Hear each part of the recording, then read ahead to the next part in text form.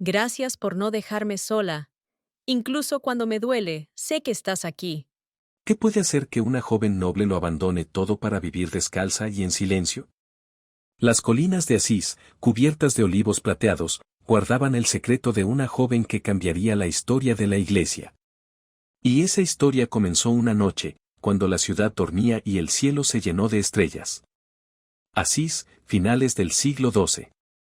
Una ciudad de piedra enclavada en las colinas de Hungría, donde los campanarios marcaban las horas con precisión casi divina y el aire olía a incienso, trigo y promesas no cumplidas. Las calles empedradas, por donde desfilaban nobles con capas bordadas en oro, contrastaban con los callejones donde los mendigos extendían sus manos ásperas, clamando por una moneda o una mirada. Era una época de contrastes salvajes, de castillos y chozas, de cruzadas y procesiones, de misas solemnes y guerras sin sentido. Y fue en ese escenario, entre la belleza y la ruina, donde nació Clara. Desde pequeña, Clara fue distinta, su silencio decía más que cualquier palabra. Sus ojos, grandes y serenos, no parecían mirar las cosas, sino atravesarlas. Observaba a su madre rezar durante horas, con las rodillas apoyadas en un reclinatorio tallado, y también a su padre dar órdenes con voz firme y mirada altiva. Aprendió pronto que en su casa se valoraba más el apellido que la oración. Los oficios divinos se rezaban, pero las alianzas políticas eran las verdaderas misas. Clara, sin embargo, sentía que algo no encajaba. Mientras sus hermanas soñaban con vestidos de lino y matrimonios ventajosos, ella soñaba con algo que no podía explicar. Se detenía a contemplar la llama de una vela y sentía dentro de sí un fuego parecido, pero más profundo. Un fuego que no quemaba la piel, sino el alma. A veces, en las tardes de verano, se escapaba al borde del bosque. Allí, sola, se sentaba bajo un olivo y le hablaba a Dios como a un amigo lejano. No usaba fórmulas ni plegarias aprendidas. Solo decía: ¿Estás ahí? ¿Por qué siento que me llamas y no sé a dónde? Fue durante una de esas tardes que escuchó por primera vez hablar de un grupo al que muchos empezaban a llamar los hermanos menores, seguidores de un joven llamado Francisco. Decían que, tras abandonar la riqueza de su familia, dedicaba su vida a los pobres y a los leprosos, sirviéndolos con una ternura y entrega que desafiaba toda lógica. A Clara le conmovía profundamente saber que aquellos frailes entregaban su tiempo, sus fuerzas y hasta su salud por amor. Aunque tenía prohibido hablarles o acercarse a ellos, algo en su interior se sentía misteriosamente unido a su visión y su forma de vivir el Evangelio. Días después, vio a Francisco por las calles de Asís. No llevaba más que una túnica raída y una cuerda a la cintura. Pero en su rostro no había vergüenza. Había luz. Una paz tan inquietante que dolía. Clara lo miró de lejos y no entendió nada, pero tampoco pudo olvidarlo. Desde entonces, comenzó a vivir una lucha interna que no le daba tregua. Su familia empezaba a hablar de compromisos, de un futuro esposo, de herencias. Su madre le mostraba anillos de oro, y su padre hablaba con señores de otros feudos.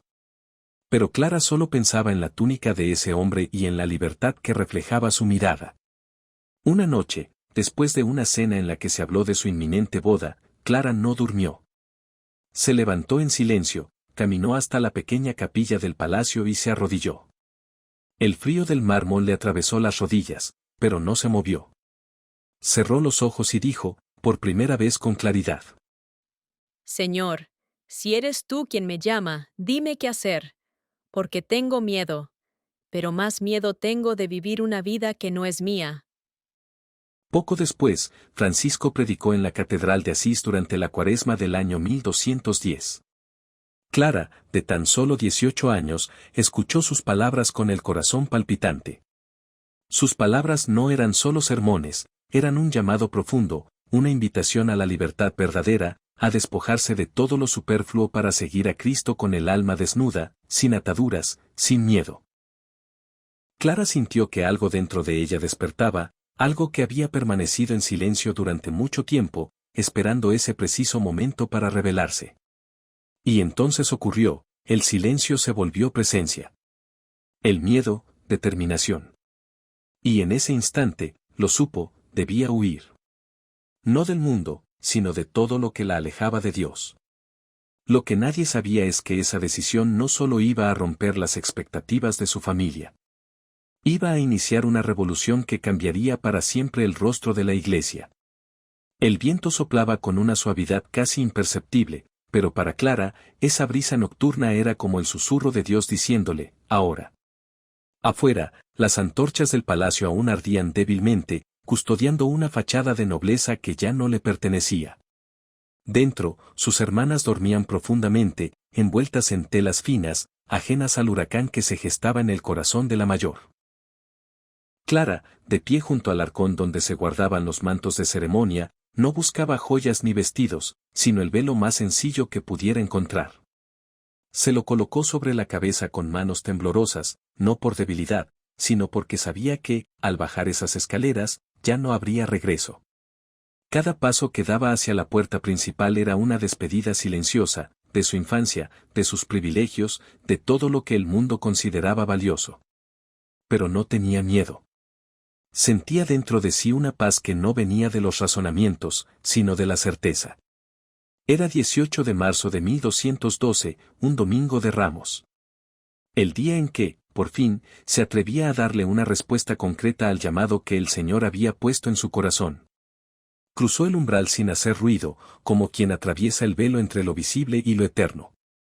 Afuera, un criado le esperaba con una mula, enviado secretamente por un fraile franciscano. No intercambiaron palabras. Solo una mirada, una señal, y comenzaron a descender por las colinas de Asís, en dirección a la Porciúncula. El cielo estaba cubierto de nubes bajas, como si la noche quisiera esconder ese acto de rebeldía sagrada de los ojos del mundo. Cada piedra del camino parecía una prueba, cada crujido del bosque una voz que preguntaba, ¿estás segura? Pero ella no dudó. Había llorado, sí. Había temido. Pero ahora, en esa oscuridad profunda, sentía que la luz caminaba con ella. La pequeña capilla de la Porciúncula parecía más un establo que una iglesia. Humilde, sin adornos, con las paredes apenas encaladas y el suelo de tierra. Pero para Clara, era el palacio más hermoso del mundo. Allí la esperaban Francisco y algunos hermanos menores. Cuando la vieron entrar, todos guardaron silencio. Nadie pronunció una palabra. Porque lo que ocurría no necesitaba explicaciones. De rodillas ante San Francisco, Clara hizo la promesa de renunciar a las riquezas y comodidades del mundo y de dedicarse a una vida de oración, pobreza y penitencia. Francisco, como primer gesto de esa entrega, tomó unas tijeras y, con profunda reverencia, le cortó su larga y hermosa cabellera. Cada mechón caía al suelo como si con él se desprendieran siglos de orgullo, de imposiciones, de esperanzas ajenas. Luego, colocó sobre su cabeza un sencillo manto y le entregó el hábito de lino áspero. Clara lo besó como quien besa una cruz y, en un acto radical y profundamente sagrado, se despojó de su vestido de seda ante la imagen de la Virgen. Ahora soy toda de Cristo. Susurró al terminar. En ese silencio, el cielo entero parecía inclinarse. Era la consagración de una nueva forma de vivir, sin oro, sin poder, sin escudos ni armas. Solo con fe. Y esa fe, aunque aún frágil como una semilla recién plantada, estaba destinada a convertirse en un árbol inmenso bajo cuya sombra miles encontrarían refugio. Pero lo que nadie esperaba era la tormenta que vendría después. Cuando su familia despertó y descubrió su ausencia, el escándalo fue inmediato. Su tío Hugo, un hombre orgulloso y de temperamento violento, montó a caballo con varios sirvientes y cabalgó furioso hasta el monasterio de las Benedictinas, donde Clara había sido enviada temporalmente para prepararse en la vida religiosa. Entró gritando su nombre, exigiendo verla. Y cuando la encontró, con el hábito puesto y el rostro iluminado, intentó arrastrarla de regreso por la fuerza. Esto es una vergüenza. Tu lugar está en casa, con un esposo, no en medio de estos locos. Clara no retrocedió ni un paso. Tío, ya no pertenezco a este mundo. He entregado mi vida al Señor. Eres una niña. Esto es una locura. Tal vez. Pero es mi locura y es mi libertad. Y ante los gritos y amenazas, se aferró al altar, despojándose del velo y mostrando su cabeza rapada como prueba irrevocable de su entrega. Fue un gesto tan radical, tan inesperado, que su tío, desconcertado, bajó los brazos y se marchó, vencido no por la fuerza, sino por la fe. Clara sabía que esa no sería la última batalla. Pero también sabía que ya no estaba sola. Su alma había sido sellada, y nada ni nadie podría arrancarla de las manos de Dios. La elección estaba hecha. Pero la renuncia no se vive una sola vez. Se reafirma cada día, en cada carencia, en cada noche sin abrigo y en cada despertar con el estómago vacío. Para Clara, dejar atrás la seda fue apenas el comienzo. Lo que vino después fue la escuela silenciosa de la pobreza, donde no hay libros ni discursos, solo realidad, el pan duro que no sacia, las túnicas ásperas que no abrigan, las enfermedades que no se quejan. La porciúncula le ofrecía la libertad del alma, pero le exigía el sacrificio del cuerpo. Y aún así, en ese suelo frío, Clara descubría un calor nuevo, uno que no venía del fuego sino de Dios. Las primeras semanas vivió en el monasterio de San Pablo, fue trasladada temporalmente por seguridad con las benedictinas, mientras Francisco buscaba un lugar para ella y para las mujeres que empezaban a sentirse atraídas por su ejemplo. Porque su fuego era contagioso. Su hermana Inés fue la primera en seguirla, desafiando el escándalo familiar. Después vendrían otras, como su prima Pacífica. Mujeres jóvenes, nobles, que tenían todo y sin embargo, sentían que les faltaba lo más importante. El rumor crecía por toda Asís, la hija de los Favorone vive como una mendiga, duerme en el suelo, no come más que hierbas, pero lo que más desconcertaba era su rostro. No era el rostro de una mártir vencida, sino el de alguien que había descubierto un tesoro escondido y no necesitaba explicarlo. Una alegría que no se gritaba, pero se irradiaba. Finalmente, Francisco encontró el lugar perfecto, San Damián, una iglesia en ruinas, alejada del bullicio, envuelta por los olivos y el canto de las aves. Allí la instaló con sus primeras hermanas. El altar estaba roto, las paredes agrietadas, y los bancos eran troncos viejos, pero para Clara, era el palacio del rey. Pasaban horas cantando salmos, trabajando con las manos, sirviendo unas a otras sin jerarquías. La regla era simple y feroz, sin propiedad, sin posesiones, sin privilegios. Comer lo que había, callar cuando el alma doliera, alabar aunque el cuerpo fallara. Porque Clara no buscaba fundar un convento. Quería vivir el Evangelio sin adornos. Por las noches, cuando el silencio cubría San Damián, Clara salía al pequeño patio y contemplaba el cielo. Se sentaba en el suelo con los brazos cruzados y la cabeza inclinada, como esperando un susurro. A veces rezaba en voz baja, otras simplemente respiraba. Pero siempre, al final, decía lo mismo. Gracias por no dejarme sola. Incluso cuando me duele, sé que estás aquí. Un día, una hermana más joven, agotada por el ayuno y el rigor, se le acercó entre lágrimas. Madre Clara, ¿cómo se puede amar tanto cuando no se tiene nada? Clara la miró con ternura, tomó su mano con suavidad y respondió. Cuando dejas de tener, descubres lo que eres. Y cuando te vacías de todo, Dios lo llena todo. Aquella frase quedó grabada en el corazón de la hermana para siempre. Pero lo más sorprendente era la firmeza con la que Clara guiaba a su comunidad. Nunca levantaba la voz, pero sus decisiones eran ley. No porque se impusiera, sino porque amaba con tal fuerza, que nadie quería defraudarla. Se levantaba antes que todas, limpiaba los pisos, preparaba el pan, y era la última en dormir. Cuando alguna enfermaba, ella le daba de comer en la boca. Cuando una novicia dudaba, Clara la escuchaba con paciencia. Y cuando el hambre arreciaba, repartía su ración primero. Para muchas, su sola presencia era el recordatorio de que la santidad es posible en lo cotidiano. Pero no todo era paz.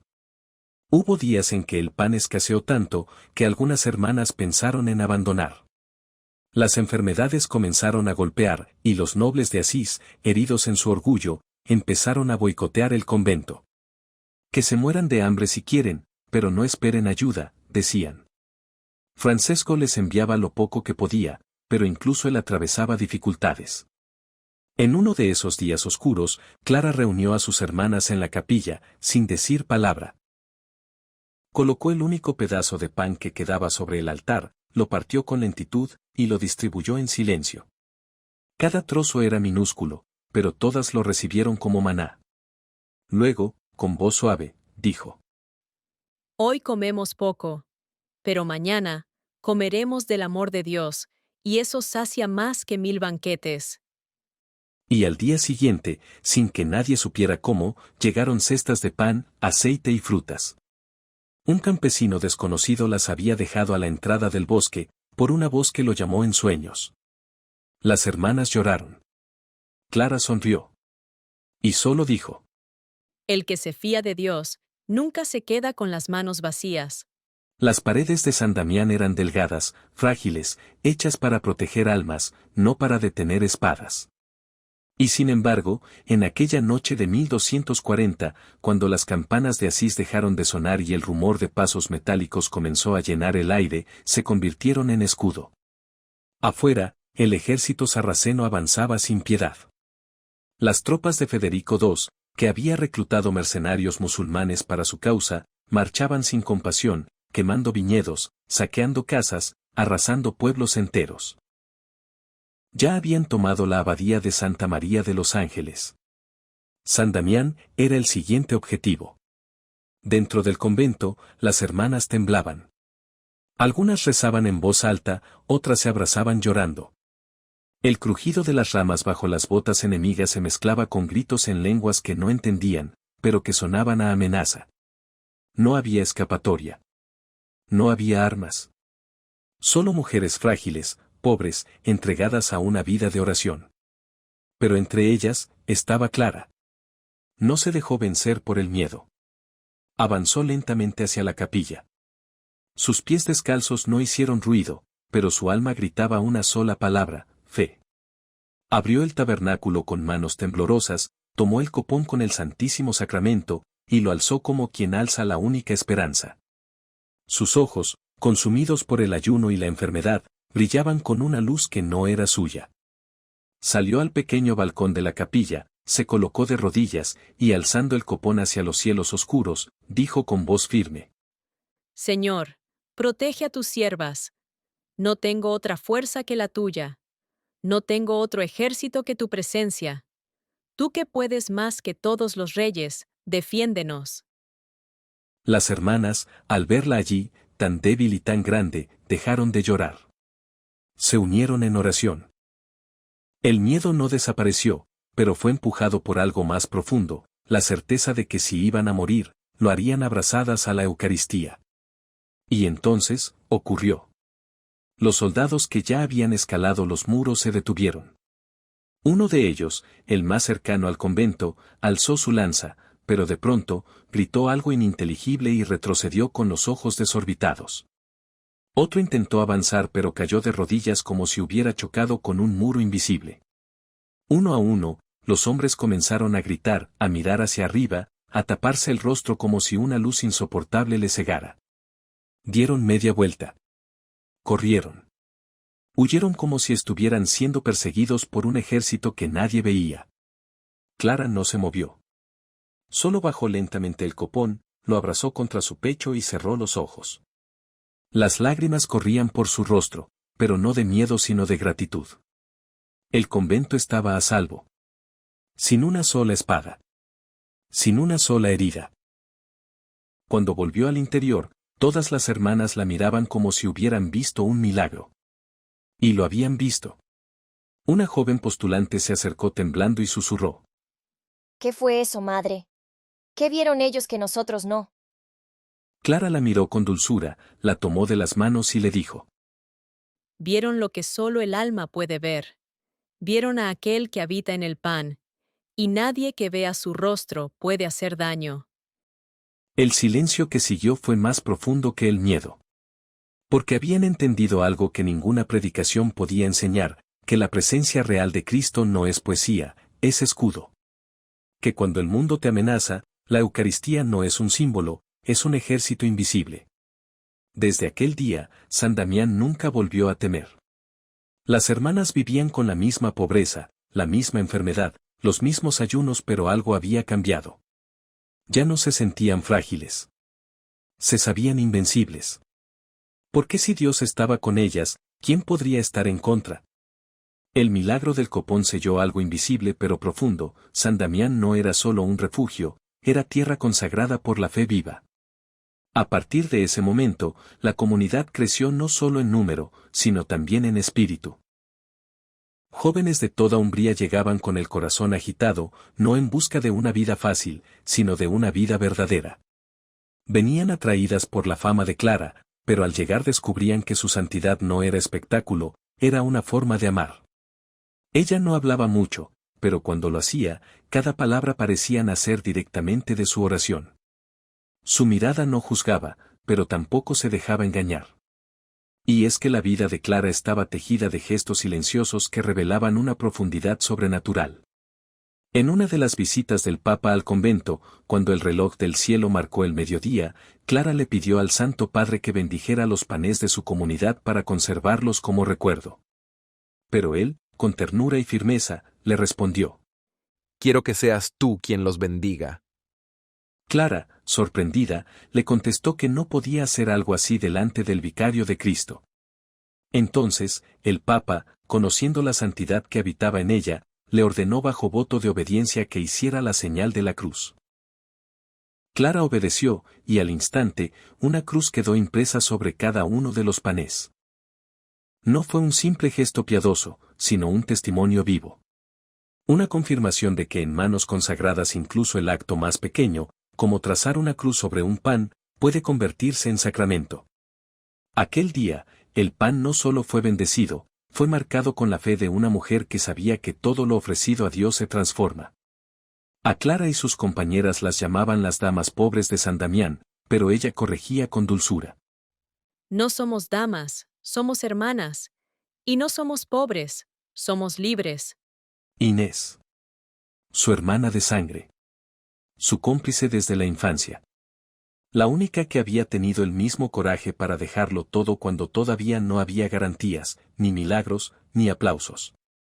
Inés había escapado de casa poco después de Clara, desafiando no solo a su familia, sino también a las expectativas que la historia había trazado sobre ella. Al principio, la querían recuperar a toda costa. Incluso intentaron secuestrarla del convento. La arrastraron por los pasillos, gritando, intentando quebrarla. Pero en medio de esa lucha física, ocurrió algo que nadie esperaba. Su cuerpo se volvió tan pesado que nadie pudo moverla un solo paso más. Fue como si la tierra misma la reclamara para Dios. Y desde entonces, Inés no se movió jamás del lado de Clara. Juntas, eran como dos llamas de un mismo fuego. Se entendían con miradas. Rezaban como si una sola alma se dividiera en dos voces. Pero también discutían, como buenas hermanas. A veces Inés quería que Clara comiera más, que descansara, que aceptara ciertos privilegios mínimos que los obispos ofrecían. Pero Clara era inamovible. Hermana, incluso el más pequeño apego puede enredar el alma. Y yo quiero estar completamente libre para volar a Dios. Pero si mueres por no cuidarte, ¿de qué servirá tanto sacrificio? Clara le sonreía con ternura. Morir por amor no es fracaso, es plenitud. Aquella relación fue un regalo y un reto. Porque mientras muchas hermanas veían a Clara como una figura casi mística, Inés la conocía desde que jugaban en los patios del palacio, cuando aún se escondían para rezar entre risas. Sabía de sus debilidades, de sus silencios, de sus pequeñas dudas. Y eso hacía aún más real su santidad. ¿Por qué Clara no nació santa? Se fue haciendo, paso a paso, en cada renuncia, en cada lágrima escondida, en cada noche de insomnio.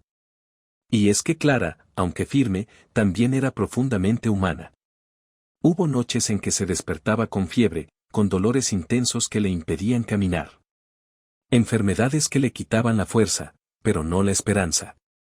Aún así, nunca quiso tratamientos especiales. Dormía en el mismo suelo, comía la misma ración escasa, trabajaba con la misma entrega.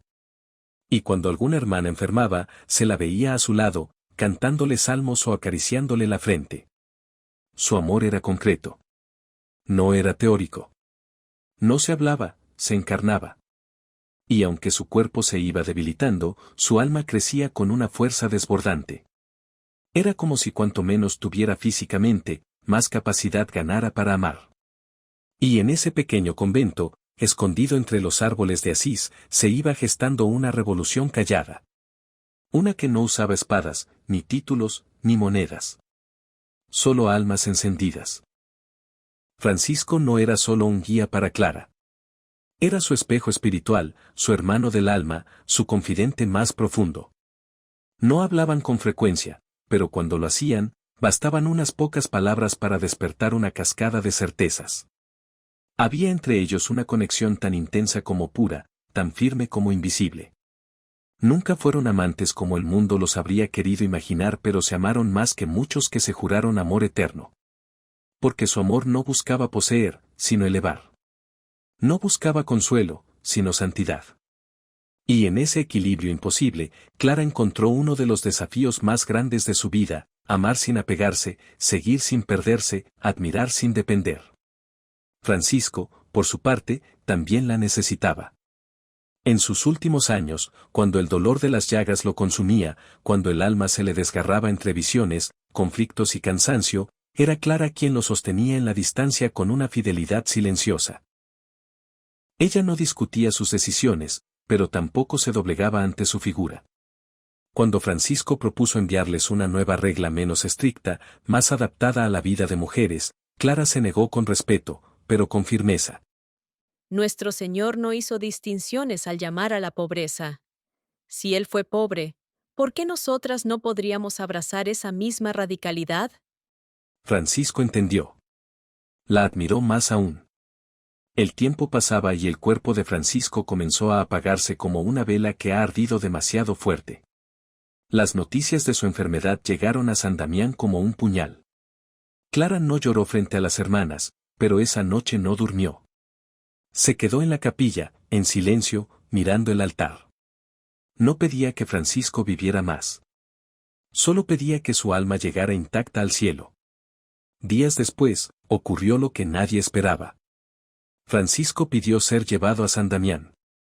No por vanidad, sino porque sabía que allí encontraría descanso antes de su tránsito. Cuando llegó, no podía caminar. Estaba cubierto de llagas, casi ciego, consumido por los ayunos y el dolor. Pero cuando Clara se acercó, su rostro se iluminó. No hablaron mucho. Se miraron. Ella le tomó la mano, y él susurró. Hermana, ¿ves esta cruz? Le mostró una pequeña cruz de madera que llevaba colgada al cuello. Aquí está todo lo que he amado, todo lo que he sufrido, y todo lo que me sostiene. Y tú eres parte de esa cruz. Clara no respondió. Solo besó la cruz. Y luego, con voz serena, le dijo. Y tú eres parte de mi ofrenda. Lo que Dios unió en su pobreza, ningún dolor lo separa. Fue la última vez que se vieron. Francisco fue llevado de nuevo a la porciúncula, donde moriría poco después, cantando al hermano Sol, agradeciendo incluso a la hermana Muerte. Cuando la noticia llegó, Clara se encerró en su celda. No habló durante horas. Nadie osó interrumpirla. Algunas pensaron que se quebraría. Pero al anochecer, salió con el rostro en paz. Se acercó a la comunidad reunida, se arrodilló ante el altar y dijo. Hoy el cielo canta.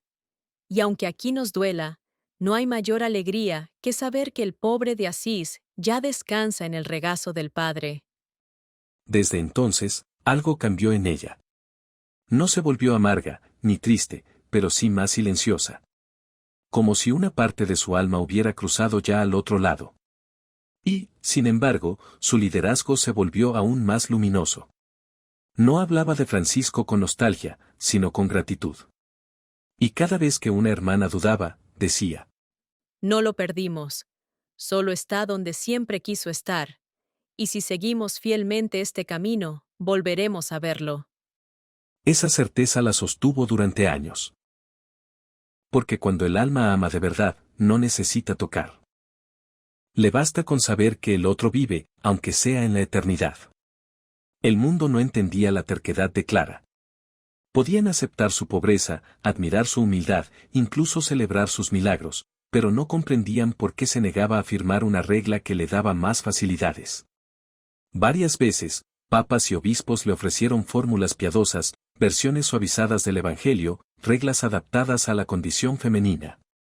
Le decían que no era necesario vivir tan al límite, que bastaba con la intención, con el espíritu. Pero Clara sabía algo que ellos no. Sabía que una pequeña concesión hoy se convierte en un gran abandono mañana. Y ella no había entregado su vida para vivir a medias. Por eso, cada propuesta que llegaba, la leía con respeto y la devolvía con firmeza. No por rebeldía. Por fidelidad. Porque su pobreza no era un concepto, era su tesoro. Era su forma de abrazar a Cristo desnudo en la cruz. De no tener nada, para que Él lo fuera todo. Las hermanas lo sabían. Y aunque muchas veces temblaban de frío o de hambre, no querían otra vida.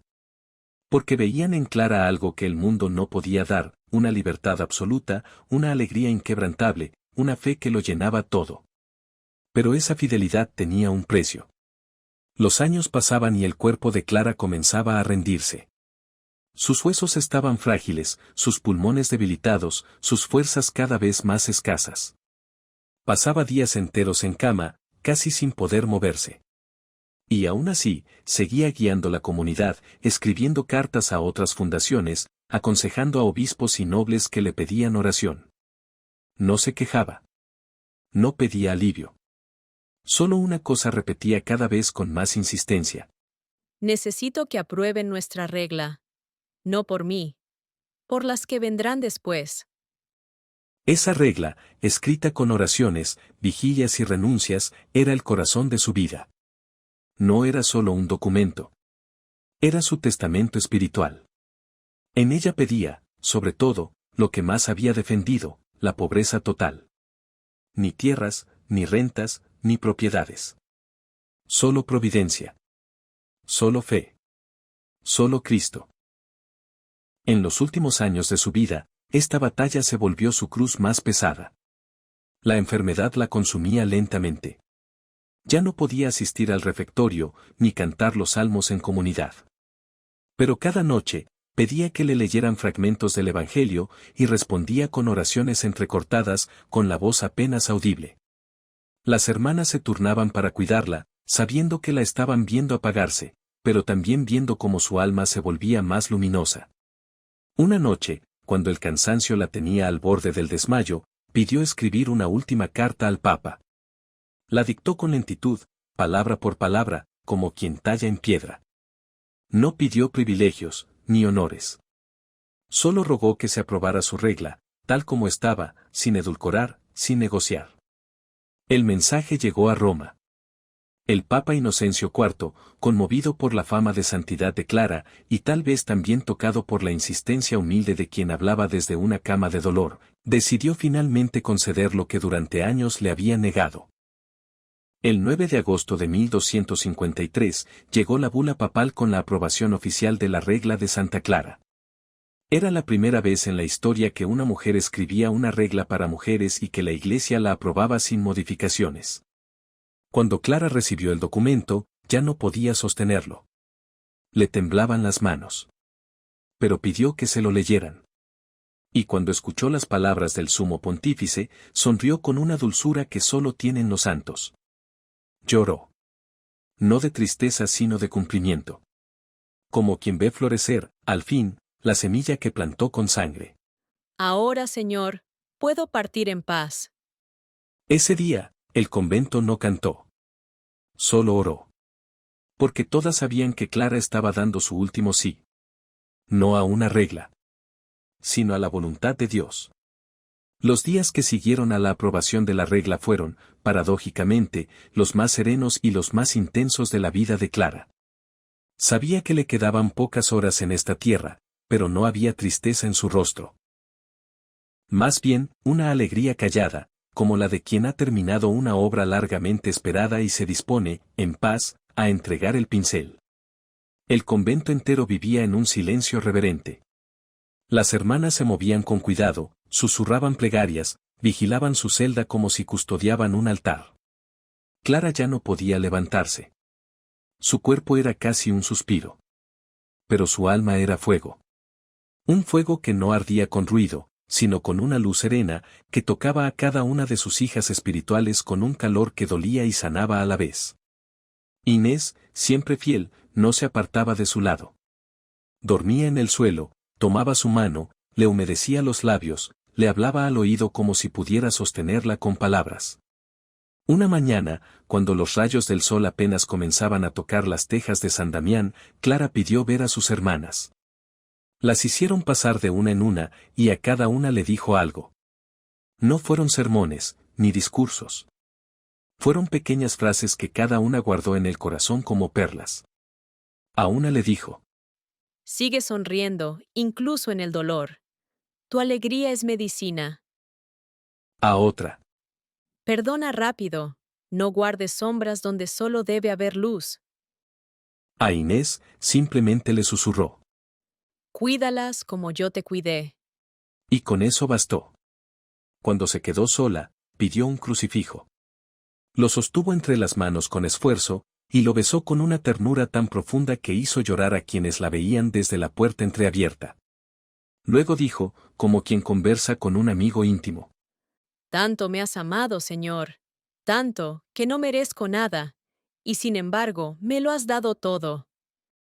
Esa tarde, el obispo de Asís vino a visitarla.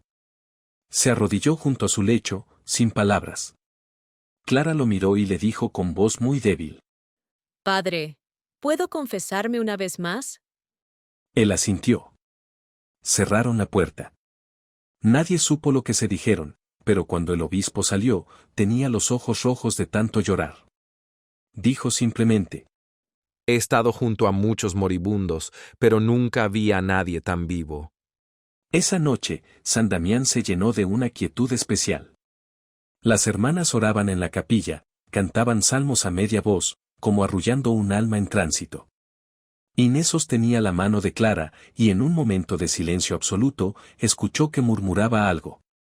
Bendito seas, mi Dios, por haberme creado. Y después, silencio. El último aliento de Clara fue tan suave que nadie supo exactamente cuándo ocurrió. Pero en el instante en que su alma dejó el cuerpo, una brisa cálida recorrió el convento. Las velas no se apagaron. El aire se volvió más ligero. Y las hermanas, sin ponerse de acuerdo, comenzaron a cantar. No un canto de luto sino de alabanza. Porque habían sido testigos no de una muerte, sino de un nacimiento. El nacimiento de una santa. La noticia de la muerte de Clara no tardó en cruzar los muros de San Damián. Como si el aire mismo la llevara, llegó a oídos de obispos, cardenales, monjas de otros conventos, campesinos, nobles, peregrinos y hasta enfermos que jamás la habían visto, pero que sabían su nombre. Porque Clara ya no pertenecía a una comunidad, pertenecía a todos.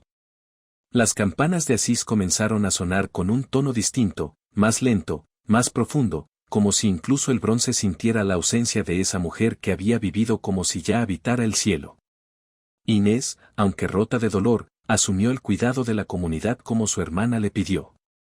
Pero cada noche se sentaba en la misma celda donde Clara había vivido sus últimos días, y hablaba con ella en voz baja. A veces lloraba, a veces reía. Y muchas veces simplemente escuchaba. Porque sentía que su presencia no se había ido. Que Clara seguía allí, como una brisa suave, como una vela encendida, como una melodía que no se olvida. El 15 de agosto de 1255, apenas 2 años y unos cuantos días después de su muerte, Clara fue declarada santa. Su canonización fue una de las más rápidas en la historia de la Iglesia. Pero más allá de los sellos, de las bulas, de los títulos, lo que realmente selló su gloria fue el amor del pueblo. Porque Clara no necesitaba honores. Ya estaba donde siempre quiso estar, en el corazón de Dios y en la memoria de los que la amaron. Fue entonces cuando la Iglesia entendió que Clara no era solo una santa italiana. Era una arquitecta silenciosa de lo que vendría después. Su comunidad fue creciendo, pero no en número solamente, sino en profundidad. Surgieron monasterios en otros países, siempre siguiendo sus pasos, siempre bajo la misma consigna. Nada de posesiones, todo en común, todo en manos de Dios. Las hermanas clarisas, como empezarían a llamarse en su honor, eran vistas como mujeres frágiles desde fuera pero desde dentro eran columnas. Sostenían pueblos enteros con su oración. Ayunaban por la conversión de los pecadores. Velaban por la paz en tiempos de guerra. Y siempre, siempre, llevaban consigo el mismo espíritu de su fundadora, invisible al ojo mundano, pero irresistible para el alma sedienta. Durante siglos, su mensaje no ha perdido vigencia. Tal vez, hoy más que nunca, el mundo necesita su radicalidad. En medio del ruido incesante, su silencio es profecía. En medio del individualismo, su vida comunitaria es respuesta. En medio del culto a la imagen, su velo y su rostro sin maquillaje denuncian la idolatría del ego. Y en medio de la obsesión por acumular, su pobreza es grito. No de protesta sino de libertad. Cada vez que alguien renuncia al orgullo, Clara está presente. Cada vez que alguien perdona, aunque le duela, Clara sonríe. Cada vez que una joven dice no a una vida cómoda, y sí a una vocación escondida, Clara vuelve a vivir. Porque los santos son caminos. Y el de Clara no es el más fácil, pero sí uno de los más verdaderos. En un mundo donde muchos buscan ser grandes, ella eligió ser pequeña. Y desde esa pequeñez, dejó una huella imborrable. Porque los invisibles de Dios son los más visibles en el cielo. Hoy, Santa Clara de Asís es la patrona de la televisión y de las telecomunicaciones, un título que parecería irónico, si no fuera por el milagro que lo inspiró. En sus últimos días, enferma en cama, Clara no pudo asistir a la misa de Navidad con sus hermanas. Y, sin embargo, Dios le concedió ver y oír toda la celebración desde su celda, como si una transmisión celestial la llevara hasta el altar. Por eso, siglos después, fue proclamada patrona de todos los que comunican a distancia. Porque aún en el encierro, Clara llegaba lejos. Como lo hace ahora, en cada rincón donde su nombre es pronunciado con devoción. Su fiesta se celebra cada 11 de agosto, y no es solo una fecha litúrgica. Es un momento en que los corazones vuelven a lo esencial.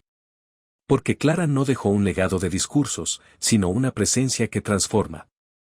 Cada año, religiosas clarisas renuevan sus votos ese día, y muchas otras jóvenes inician su camino inspirado por su ejemplo. Algunas entran al claustro. Otras, simplemente, eligen vivir con más sencillez, más entrega, más fe. Porque Clara no impone, pero interpela. No obliga, pero invita. Y esa invitación sigue viva. Después de escuchar su historia, queda una pregunta que no se responde con palabras, sino con la vida misma: ¿cómo estás usando tu libertad? Clara la usó para amar, para vaciarse, para entregarlo todo, incluso cuando no tenía fuerzas. Renunció a lo que el mundo llama riqueza y eligió a Cristo, caminó descalza por un mundo frío, dejando huellas ardientes que aún nos iluminan. Esta no fue la historia de una santa perfecta. Fue la historia de una mujer real, con miedo, con dudas, con sufrimiento. Pero también con una determinación que solo da el amor verdadero. Una mujer que nos enseña que la fe no es solo creer, es vivir creyendo. Que la pobreza no es una carencia, sino una forma de libertad. Y que el amor a Dios no necesita ser ruidoso para ser transformador. Clara lo vivió con fuerza, con ternura, con valentía. Y por eso, su silencio aún habla. Cuéntanos en los comentarios, ¿tú por qué estarías dispuesto a renunciarlo todo? Suscríbete y comparte para que más personas conozcan esta historia.